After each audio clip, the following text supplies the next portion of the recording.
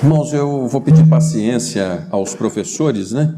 É porque o pastor voltou de férias, então está com a pólvora toda e hoje nós adiantamos 10 minutinhos no nosso culto de oração. Então, me permita pregar só um pouquinho a mais do que as 10 horas? Eu estou muito animado. Filipenses capítulo 1, os versos de 12 até o 30, por favor. Filipenses capítulo 1, os versos de 1, aliás, Filipenses 1, de 12 a 30.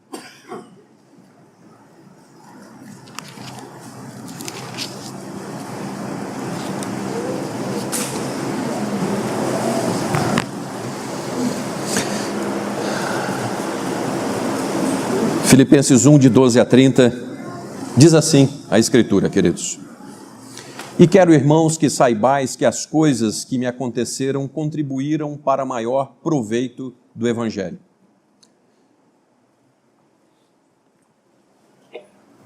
Vou repetir o verso que diz assim. E quero ainda, irmãos, que saibais que as coisas que me aconteceram contribuíram para maior proveito do Evangelho.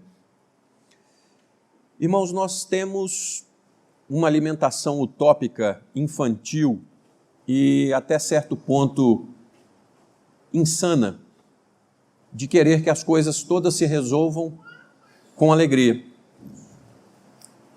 Vamos fazer um churrasco? Vamos resolver o problema? Irmãos, quando Cristo veio a esse mundo para resolver o problema do mundo através de evangelho, significa boa nova de salvação. Significa que nós estávamos condenados, mortos em delitos e pecados, vivendo no inferno e continuaríamos no inferno até o final. Quando Cristo veio a esse mundo para resolver os problemas, ele não decretou uma festa na beirada da praia. Ele veio pagar preço de morte de cruz. As coisas se resolveram com sofrimento. E às vezes nós achamos que vamos resolver as coisas só com alegria. Irmãos, Atos 16:31 é um dos textos que mais marcaram a minha vida. Crê no Senhor Jesus e serás salvo tu e tua casa, foi quando Paulo disse àquele carcereiro. E houve um batismo de uma família inteira ali. Aí nós esquecemos, focamos nisso, esquecemos o contexto do texto. Por que carcereiro? Porque Paulo estava preso. Por que Paulo estava preso? Porque ele havia se oposto a uma jovem adivinhadora. Ele foi parar na prisão, apanhou por causa disso e agora? E por causa de um grande sofrimento, uma família inteira foi salva. Então, você quer salvar alguém pela sua vida e você não quer sofrer por isso? Você quer que a sua casa viva em paz e você acha que você não vai sofrer por isso? Você quer que os seus filhos andem na luz e você acha que você não vai sofrer por isso? Você quer ter conquistas profissionais, você quer ascender na vida e acha que não vai ter que lutar muito e se esforçar com a bênção de Deus para alcançar isso? Você acha que você vai, de forma insana e infantil, alcançar alguma coisa nesse mundo sem sofrimento? Quero, irmãos, que saibais que as coisas que me aconteceram contribuíram para o maior proveito do Evangelho. Paulo está dizendo, olha, eu apanhei, eu tive que sobreviver a naufrágio, cobra, eu passei necessidade aqui, mas isso foi para maior proveito do Evangelho. Verso de número 13.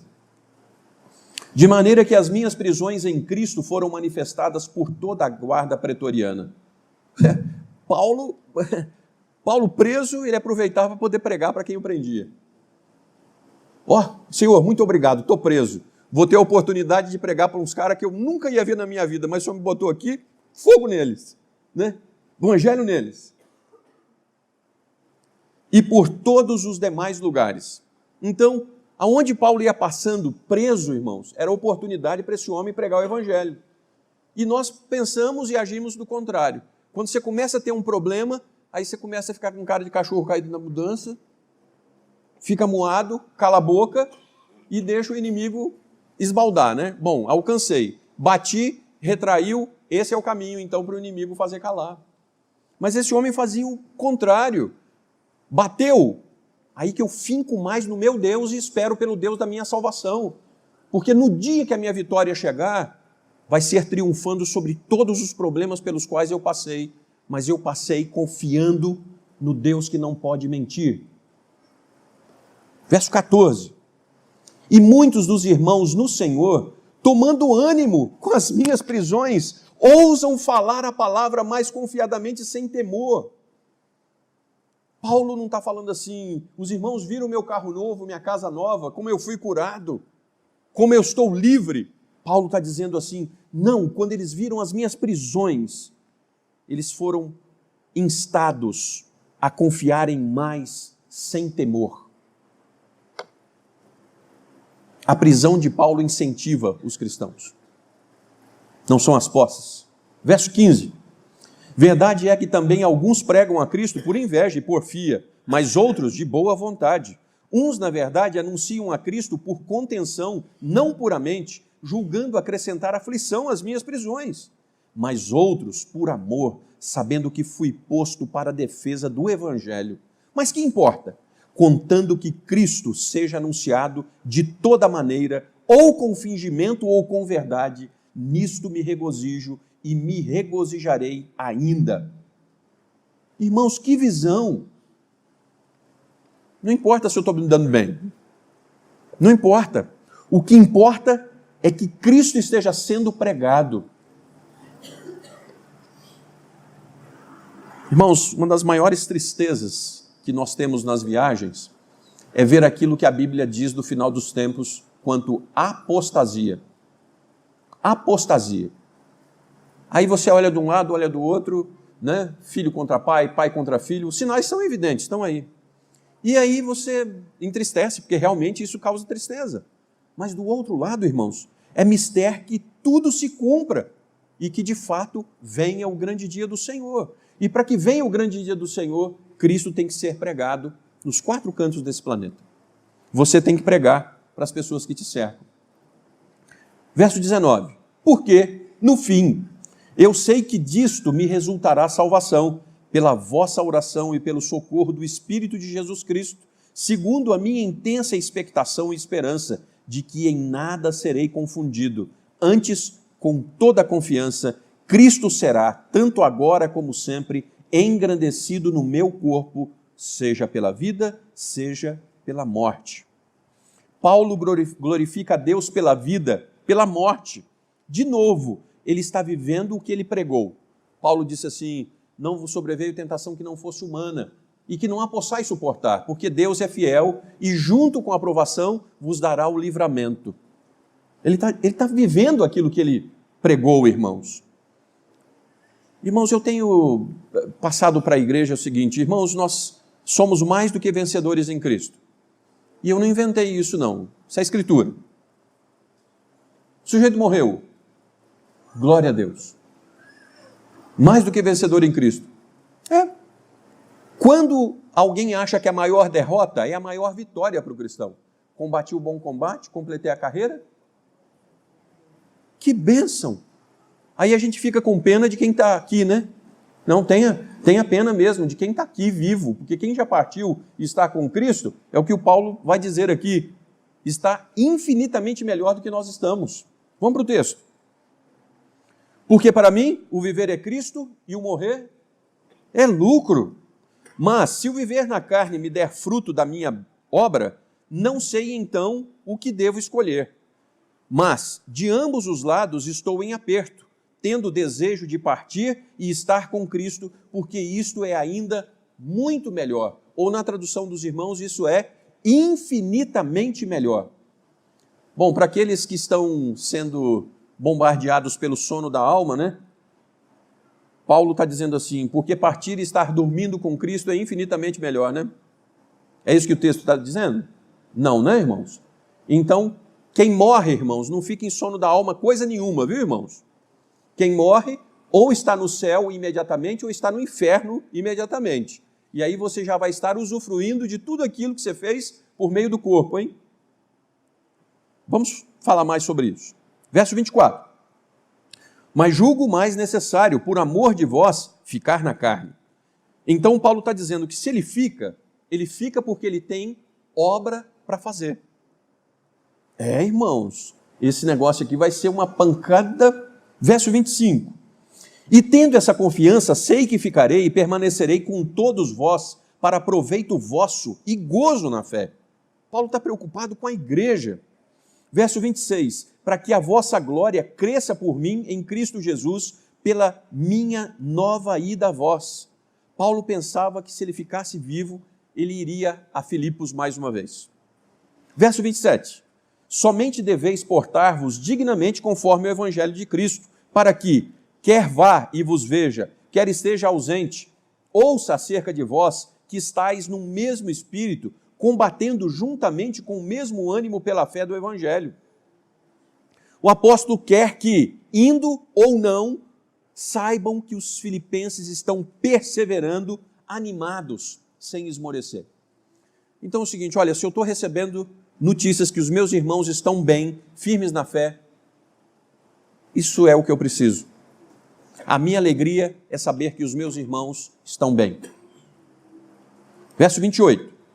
E em nada vos espantei dos que resistem, ou que para eles, na verdade, é indício de perdição, mas para vós de salvação, e isto de Deus. Paulo está dizendo o seguinte, olha, se tem alguém resistindo ao evangelho, fique triste por isso não. Isso aí é para a condenação deles mesmos. E para vocês, salvação, como demonstração que vocês são, porque pregam. Verso 29. Porque a vós foi concedido em relação a Cristo, não somente crer nele, como também de... irmãos, esse verso aqui, para quem crê em teologia da prosperidade, quero ver o sujeito explicar isso aqui, né? Então, parabéns, Igreja de Cristo. A nós foi dado o privilégio não só de crer no Senhor Jesus, mas de sofrer por amor a Ele. E nós achamos que vamos resolver as coisas só com felicidade. Verso 30. Tendo o mesmo combate que já em mim tendes visto e agora ouvis estar em mim. Há presos como ele que agora também ouvem o que ele enfrenta. Presbítero Ricardo, por favor, de pé os versos de 12 a 14.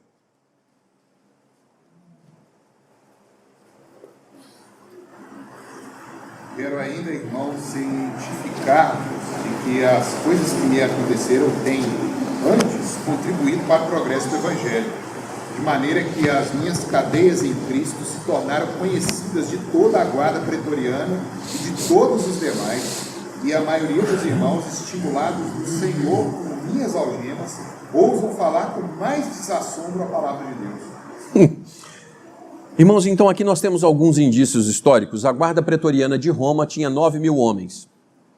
É difícil pensar que Paulo estivesse preso nessa ocasião em Roma. Era mais certo que ele estivesse então em Éfeso, onde a guarda da elite era menor, e todos já tenham ouvido. Pelo verso de número 14, onde Paulo diz da seguinte forma: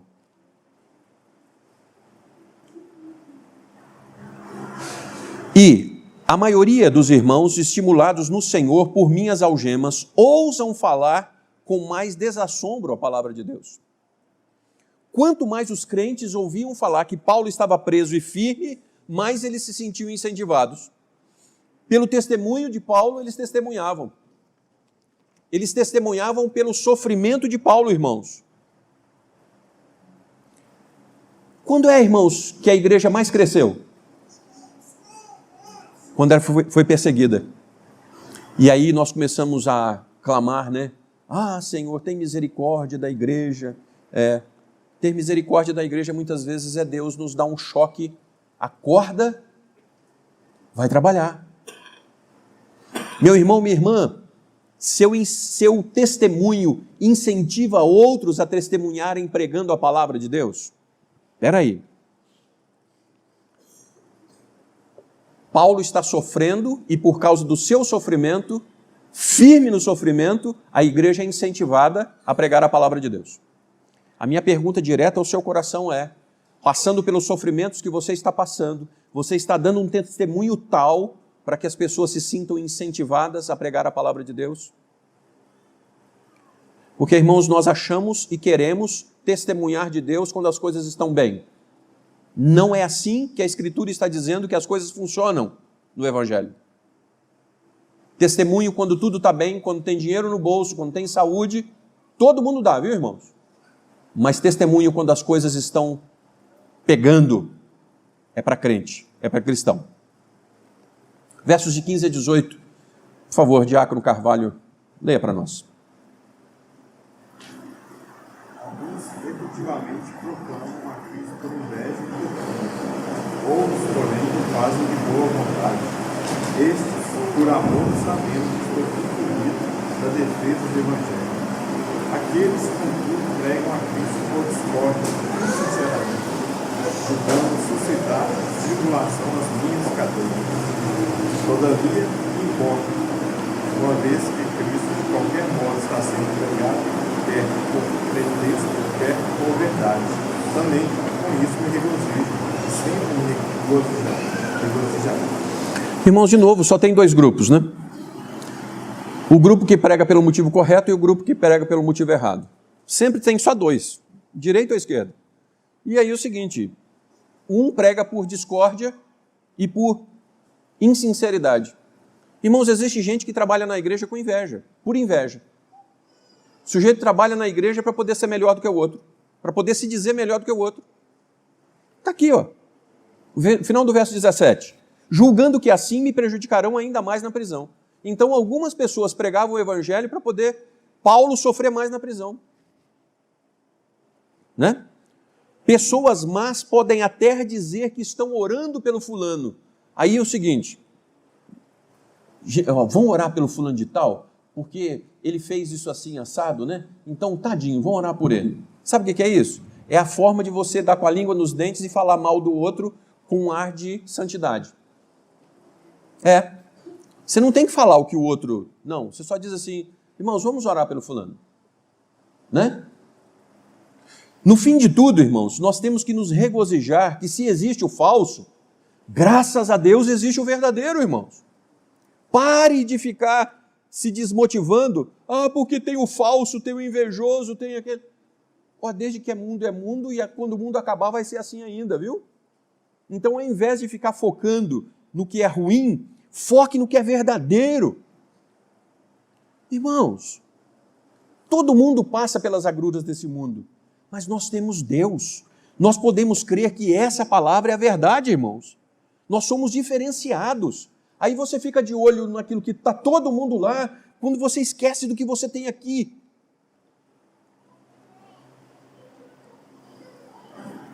Vincit Agnus Noster é um sequamur. Venceu o nosso cordeiro, vamos segui-lo. Os morávios, irmãos, eles tinham isso firme. Venceu o nosso cordeiro, vamos segui-lo. Jesus venceu como? Tomando suco na beirada da praia? Não, irmãos, nosso Senhor venceu na cruz. Vamos segui-lo. Versos de 19 até o 26. Por favor, Diácono André.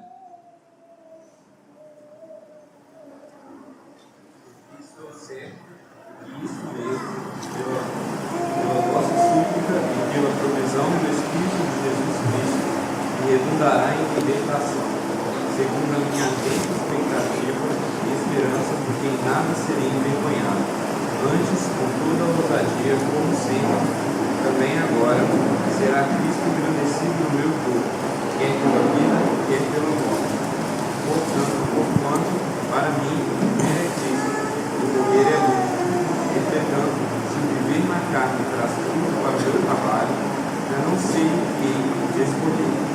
Ora, de um e outro lado, estou constrangido, tendo o desejo de partir e estar com Cristo, que é incomparavelmente melhor. Mas, por vossa causa, é mais necessário permanecer na carne. E convencido disso, estou certo de que ficarei e permanecerei por todos vós, para o vosso progresso e gozo da fé, a fim de que aumente quanto a mim o motivo de vos gloriar em Cristo Jesus pela minha presença de novo convosco. Amém. Irmãos, qual é o poder que Paulo diz que as orações têm? No verso de número 19. Pela vossa súplica e pela provisão do Espírito de Jesus Cristo me redundará em libertação.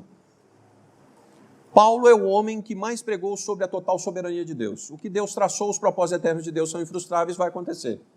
E esse homem é o homem que, depois de Cristo, mais incentiva a igreja à oração. Como é que é? Se já está tudo traçado, por que ora? Porque Deus responde orações, irmãos.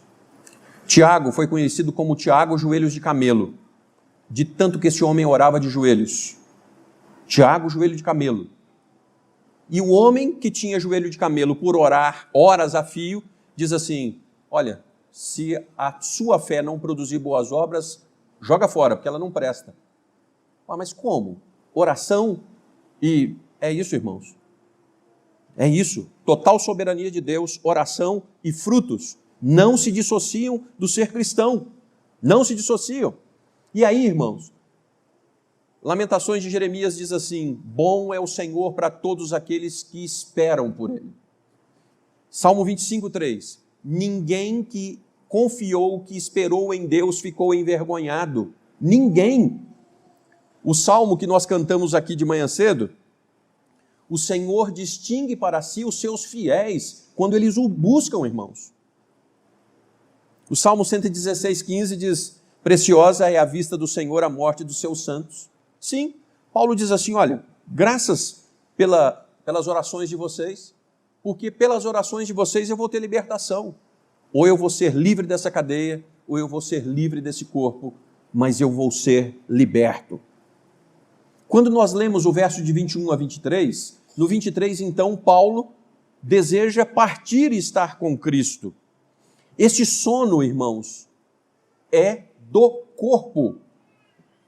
Eclesiastes diz assim, o corpo torne ao pó e o espírito volte para Deus que o deu.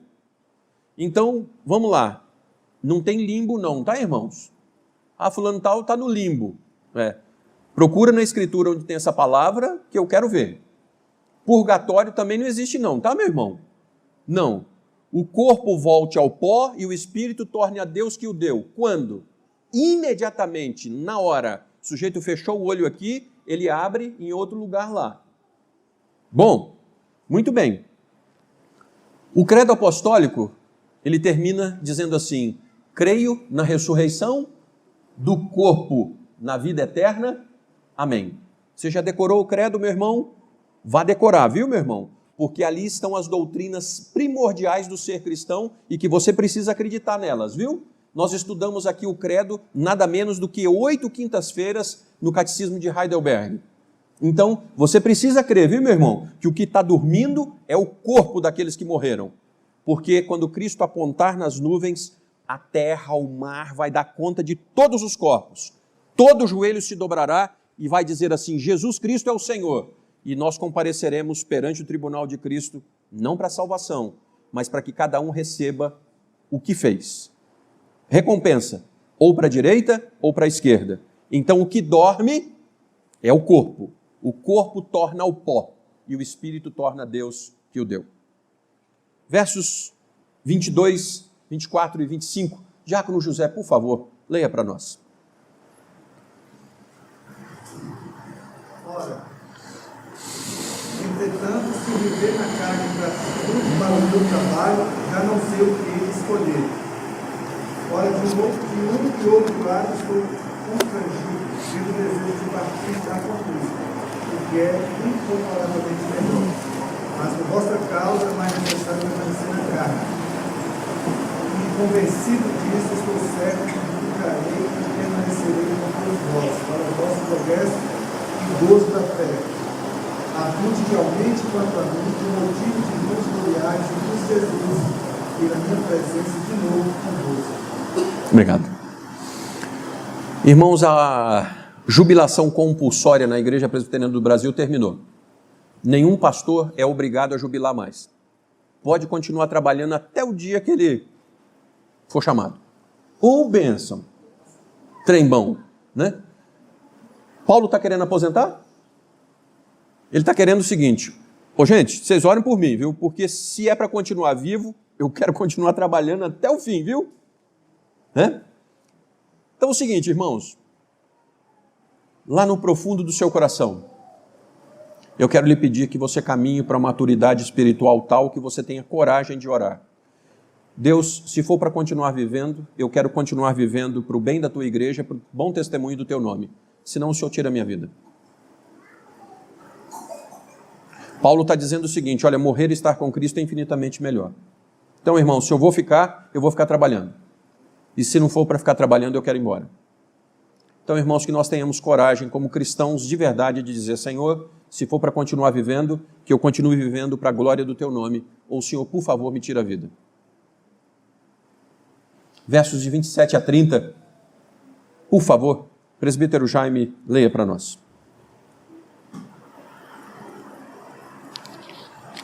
Vivei acima de tudo por modo digno do Evangelho de Cristo, para que, indo ver-vos, ou estando ausente, ouça no tocante a vós outros, que estáis firmes em um só Espírito, como uma só alma, lutando juntos pela fé evangélica.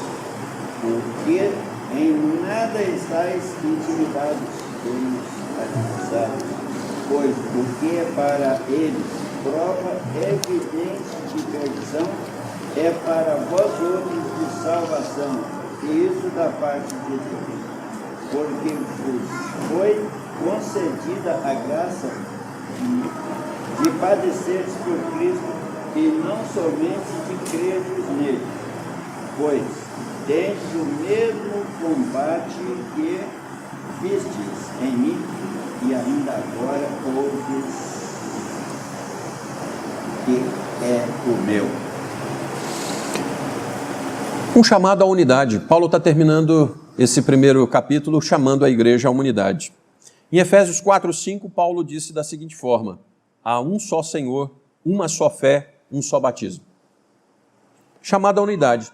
Todos os que são cristãos querem viver de forma digna do Evangelho. Todos que são cristãos querem viver de forma digna do Evangelho. Todo crente quer lutar pela fé evangélica, tendo que vencer o medo e não se deixar intimidar pelos adversários. Irmãos, eu vou repetir isso aqui.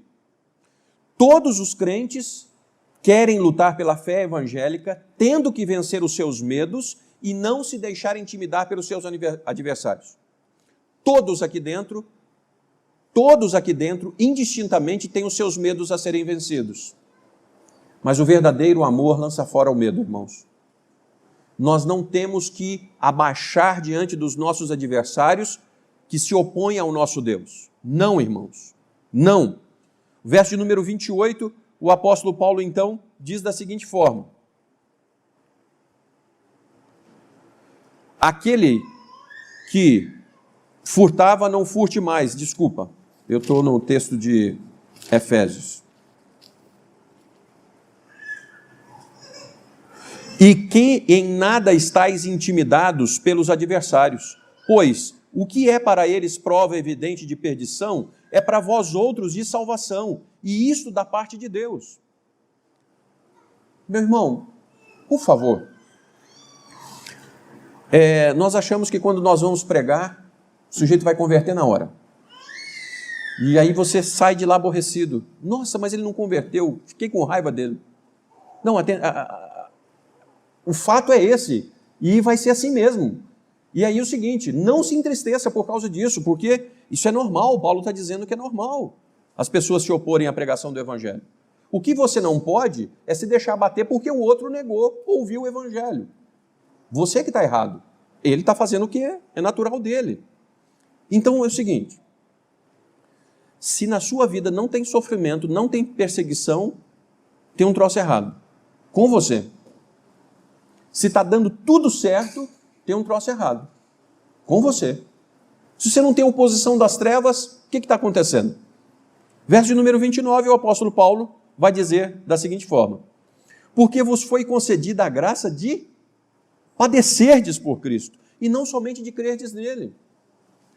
Eu vou encurtar a conversa. O quanto você tem tido o privilégio de sofrer por amor a Cristo? Em que você tem sofrido agora por amor a Cristo? O quê? Bem, nos meus sofrimentos eu tenho clamado ao Senhor Jesus para não desistir, ou os meus sofrimentos estão pegando a onda daquilo que eu estou querendo fazer mesmo, que é largar isso tudo. O que é isso? Aí, irmãos, hoje Deus nos chama a saber que foi dada a bênção de sofrer por amor a Cristo.